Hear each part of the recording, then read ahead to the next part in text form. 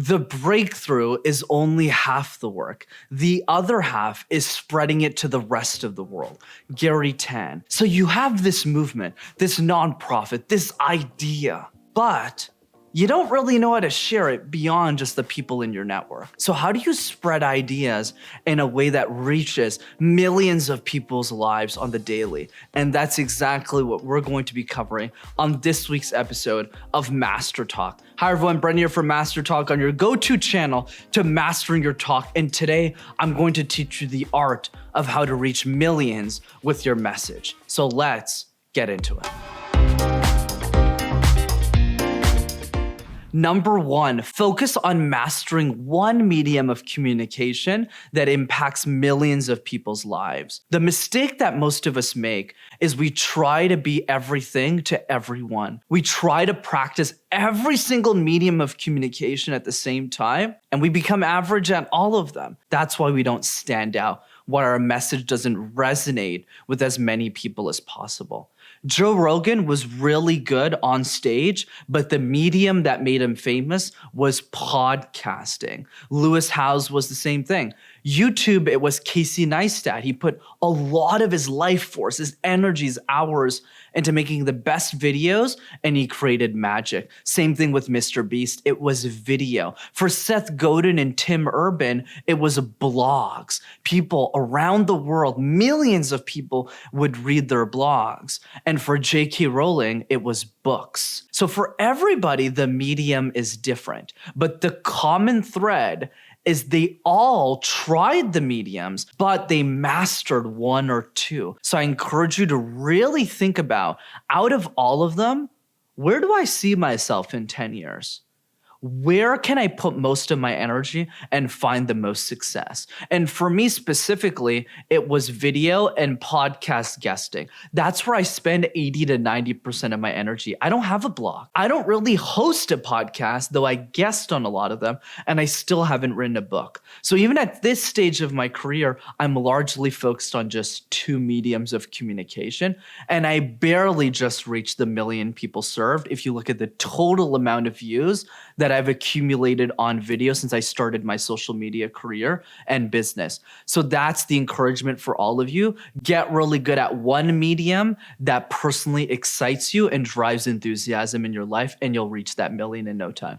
Number two, sharing your ideas with the world needs to be a lifelong passion, meaning you need to do it for the rest of your life. The most common question I get asked is, Brendan, what medium should I start on? Should I start a YouTube channel? Should I start a podcast? Should I start writing a blog? Should I write a book? And my answer is always, what do you see yourself doing 10 years from today? The key is outlast your competition. Change takes time. It takes a lot of time and energy and effort to just get a bunch of people to listen to one of your ideas. Forget about 10 of them. That's why it's so important for you to audit yourself and say, what do I actually see myself doing consistently and sustainably in a way that drives energy for my life 10 years from today? And for me, when I started my journey, the answer was really obvious. There's no way Brendan's gonna write a blog, okay? I can write a few articles, but I can't keep it up for 10 years. Writing a book, maybe later in my career, but just thinking about writing one really drains me energetically. Even videos are challenging for me, but luckily I have a creative director and a team around me who makes it really easy for me to create videos on a consistent basis. But even with video, I still limit my production schedule to once a week on YouTube. You need to understand yourself, what your priorities are, but most importantly, what is the medium that you see yourself playing in for a long period of time? And for Seth Godin, it was, I could write a blog every day for the rest of my life. And he's literally been writing a blog every day since the dawn of the internet and hasn't missed a day. So for all of us, it's different. But the key competitive advantage is patience and longevity. Don't forget that.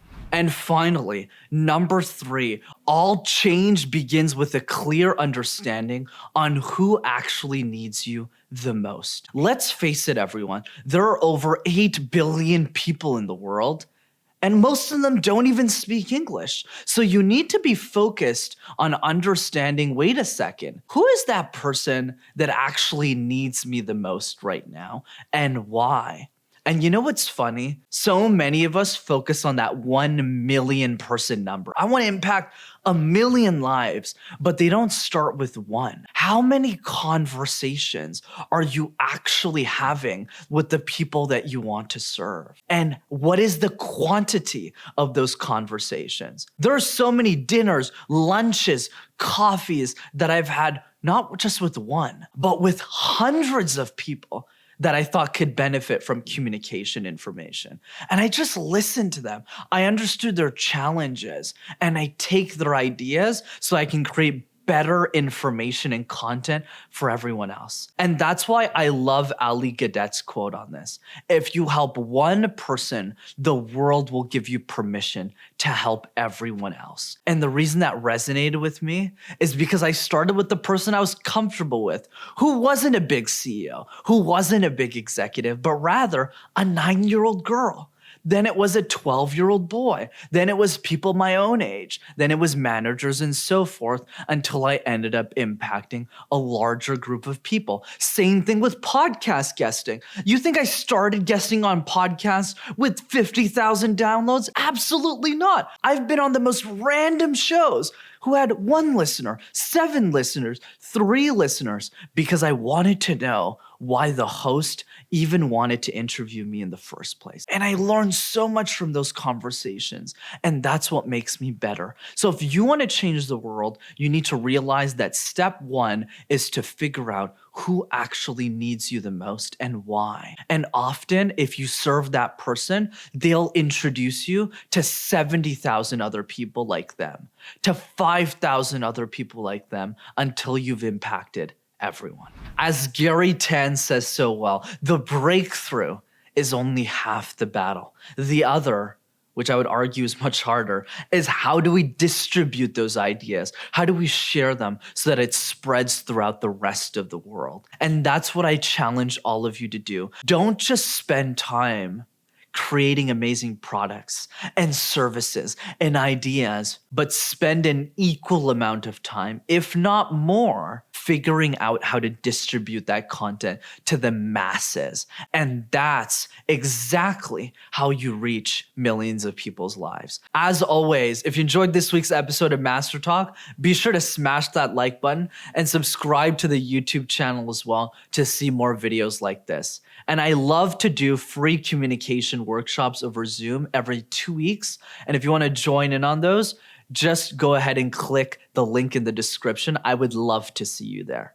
And of course, if you know one person, just one, that is passionate about making a difference in the world, that wants to impact millions or even a few dozen people's lives, I'd encourage you to send them this video so that they'll be one step closer to changing the world in a meaningful way. Talk soon, everyone.